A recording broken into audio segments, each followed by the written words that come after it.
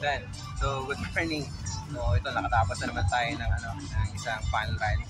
So this time sumali tayo sa may 16K na category ng ng Hoka Trilogy Run Asia.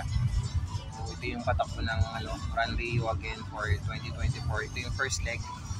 So yun, 16 kilometers siya. So bali progressive kasi siya. So yung second leg niya is I think 21 kilometer naman, and then yung third leg is 32.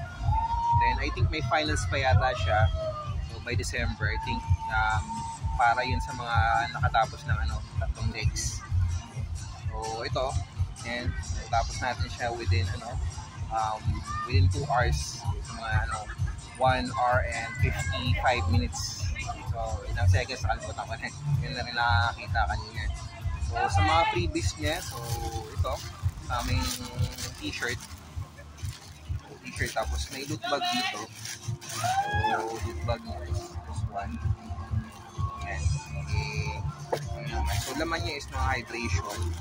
Tapos ito, hydration bottle nila.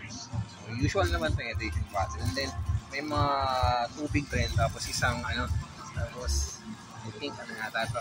Ayan. So isang lata ng century tuna na apretada. So yung maliit lang naman, I think ilang ml to, 155 grams, hindi ml. And so okay naman. So similar yung route niya dun sa sa naging Pinoy Fitness na sub 1. Hanapin ko. Pero siya, ba yun? 16K naman.